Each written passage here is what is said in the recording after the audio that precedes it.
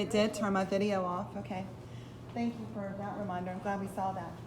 Connections does love to call a lot. Don't drink too much water because you're going to throw up. Also, y'all, that water was green. I don't think I'd want to be fooling around with whatever's living in that water. Just like our screen today. Absolutely. Number 2, what has George told Lenny about that Lenny always remembers, even when he forgets everything else? What's that one thing? A lady giving him money. You ain't gonna say no. A lady giving him money? Mice. The lady giving him mice? What else? You ain't gonna say nothing at the interview. He remembers he's not going to say nothing at the interview. But is there a particular other animal other than mice? Rabbits. He remembers that story. I like to call it the bedtime story. But he only wants to hear it. And George says, you know this story better than I do. Why don't you say it? And he's like, no, you go ahead. Now tell me about the rabbits, George. But this is it's almost like a soothing bedtime story for a child. We already know, the first time telling it, that he's heard it many times. So often, he remembers every part of it. So, okay, why do we have, in number 3, a dead mouse in our pocket? Why? So we can pet it. Oh, because So we can pet it? He likes touching petting it. He likes petting it, but why? It's like soft things. He likes soft things. And it's warm. Oh no, it's dead. It's dead. Yay. It's dead. He likes petting soft things. For number 4, why does George order Lenny not to talk, Bo, when they get to the ranch? Because George, when he's talking to like the owner of the ranch, he doesn't want Lenny to say something stupid to like not let him get the job. Good. And that may have been harder to find, and I'll tell you why. You couldn't find it. It's not stated. It's not explicit. You've just gotten to know Lenny so well that you know why George doesn't want him to talk first. Because he might say something foolish. Or the boss might think, big guy, but wow, he's really dumb. So that was what we call more implicit. It wasn't stated directly. You had to work like an investigator to find the clues for that answer. For number, I think, 5, what happened to all the mice that Lenny's Aunt Clara gave him? He killed them, and Max was even specific. When Lenny goes into detail what he remembers, when those the mice bit him, he said he squeezed their heads. Yes. He's kind of like a cat who wants to play with a squirrel or my hamster, and they want to play, but then they accidentally kill it, and they're like, what's up? Why aren't you playing with me? Whoops. We already went over why have George and Lenny run away from weed, okay? Number 7, what does Lenny want to eat with his beans? Ketchup. Ketchup. You may go with the traditional spelling of ketchup, which is catsup, C-A-T-S-U-P. However, Heinz ketchup and modern day marketing have now made K-E-T-C-H-U-P an okay spelling. It is actually in the dictionary now. Had not been for long though. Either spelling is fine. Catsup is the original spelling. 8. Why does George say that migrant workers, but y'all, he doesn't say migrant workers. Why does George say guys like us who travel from farm to farm, yes, Mr. Coffee, are the loneliest people in the world? Because they don't have a family and they don't really have anything to. They ain't got nothing and they ain't got nobody. So they They don't usually have travel anything alone. to do. Yeah. Usually- You're absolutely right. They normally travel alone. And then Lenny interrupts him, but not us. Tell why, George. Well, because I've got you and you've got me. Number 9. What dream do George and Lenny share? What do they want to have one day? The rabbits. A farm, The rabbits, cows, chickens, mice, alfalfa. We now want rabbits that are colorful. George did promise Lenny maybe a puppy, because maybe he won't kill it when he pets it. Maybe. I'm sure he's not. Maybe. Puppies are short. Number 10. What does George tell Lenny to do if he gets in trouble at the new job site? Come right back here. Right back here. Where we started is where I want you to be. Absolutely. Absolutely. Now later on, when we get more information, I know I keep telling you that this is a book about prejudice, and a good book to be doing in the times that we're having right now, so that we can finally be together and talk about the things that we've been seeing on the news lately. But this book is also something else. I can't tell you right now because we don't have enough evidence that you have read. But when you find out what this book is really based on, it'll blow your mind. Okay?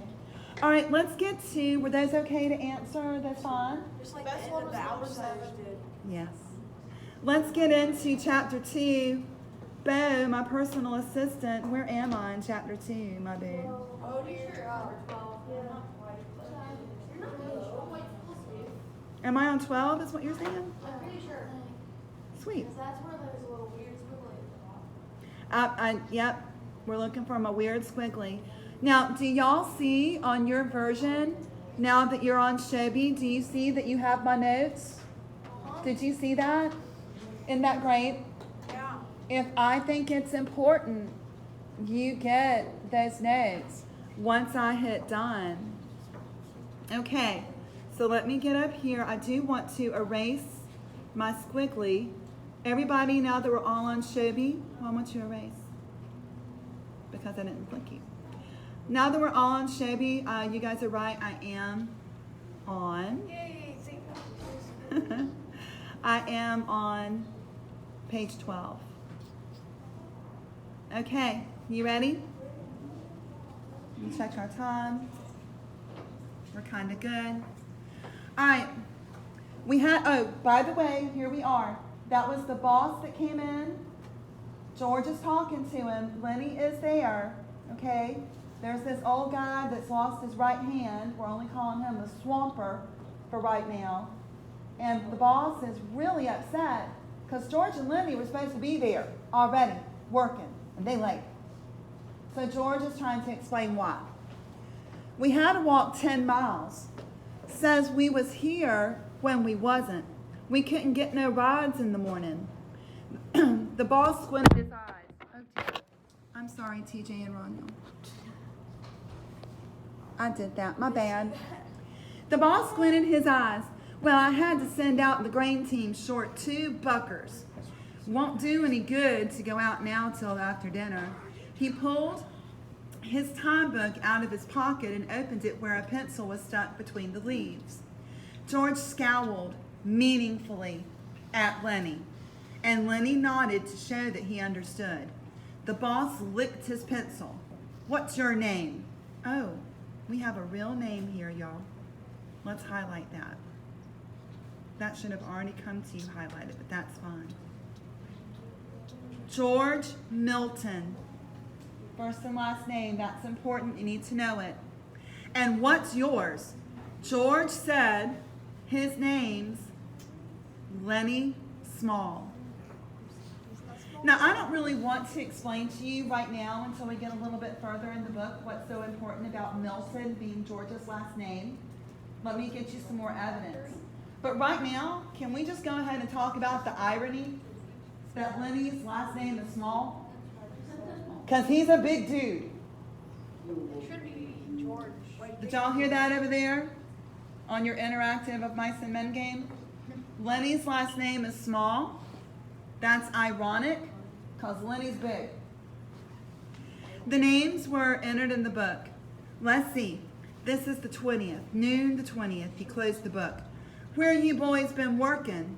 Up around Weed, said George. You too, to Lenny? Yeah, him too.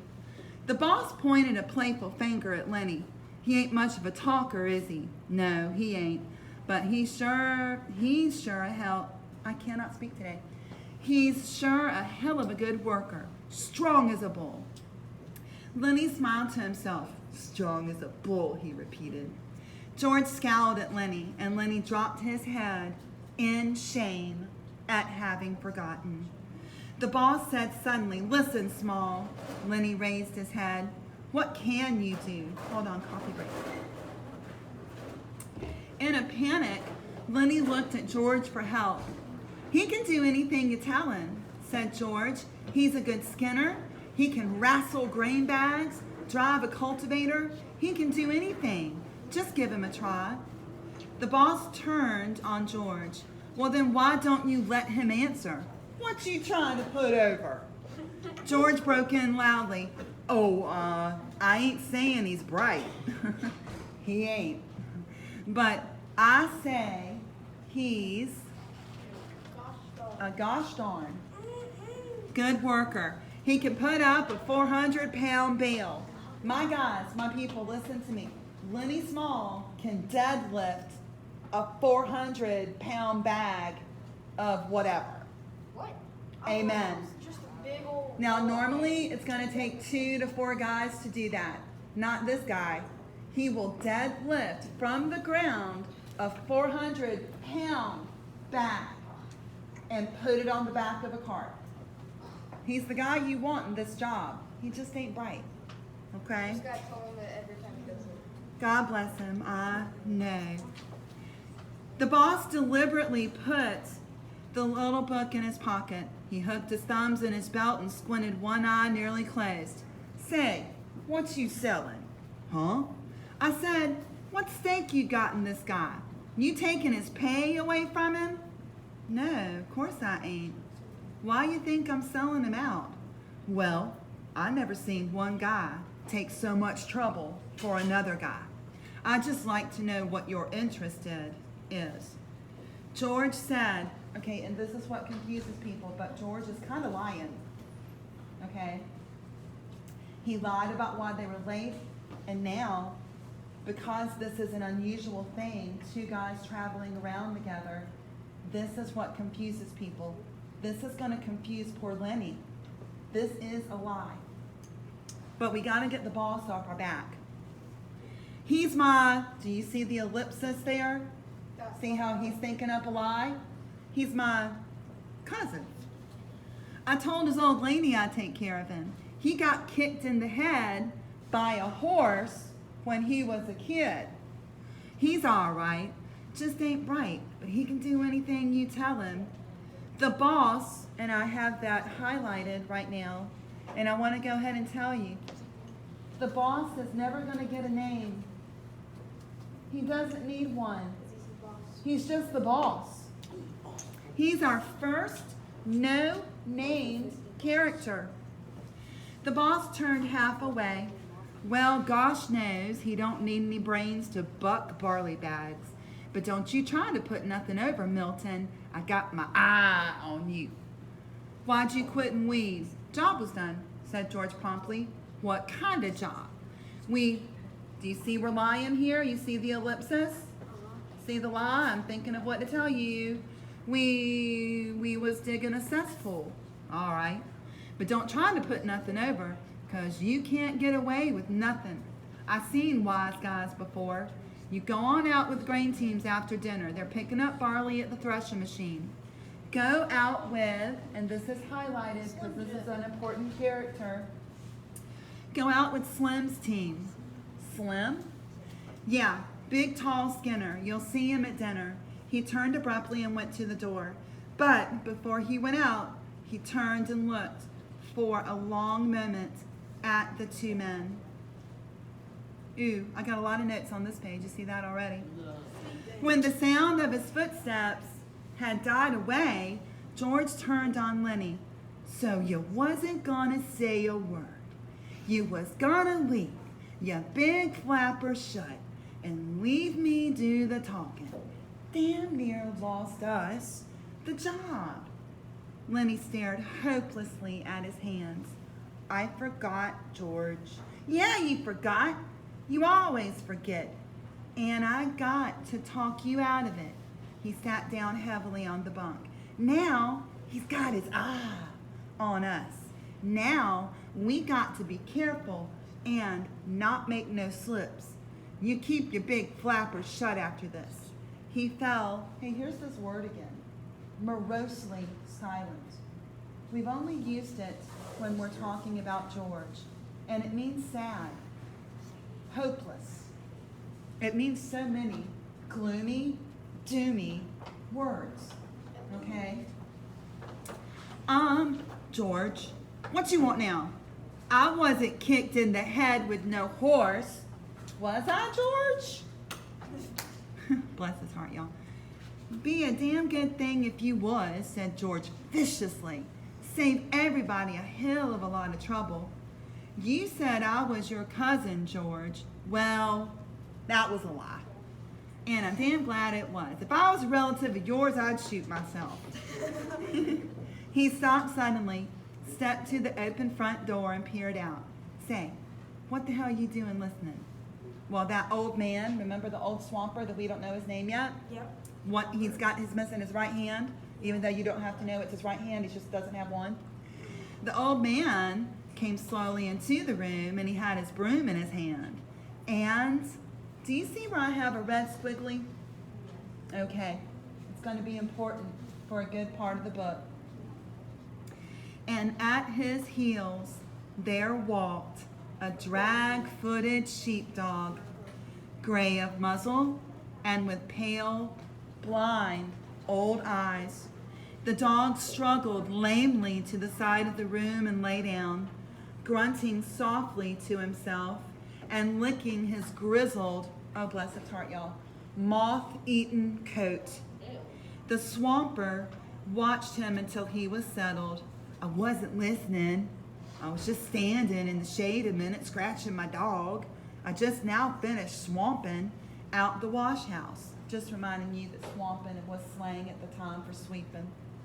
Well, sweeping and mopping too, yeah. You was poking your big ears in our business, George said. I don't like nobody to get nosy. The old man looked uneasily from George to Lenny and then back. I just come there, he said. I didn't hear nothing you guys was saying. I ain't interested in nothing you was saying. A guy on a ranch don't never listen, nor he don't ask no questions. Damn right he don't, said George, slightly mollified. Not if he wants to stay working long. But he was reassured by the swamper's defense. Come on in and sit down a minute, he said. That's a hell of an old dog. Yeah, I had him ever since he was a pup. Gosh, he was a good sheepdog when he was younger. He stood his broom against the wall and he rubbed his white bristled cheek with his knuckles. How'd you like the boss, he asked. Pretty good. Seemed aight. He's a nice fellow, the swamper agreed. You gotta take him right. At that moment, a young man came into the bunkhouse. A thin young man with a brown face, with brown eyes, and I have this highlighted for later, a head of tightly curled hair. He wore a work glove on his left hand, and like the boss, he wore high-heeled boots, so he ain't no regular worker, okay? See my old man, he asked. The swamper said he was just here a minute ago, and here's this guy's name, Curly. Makes sense, right? Probably a nickname, probably because of his hair.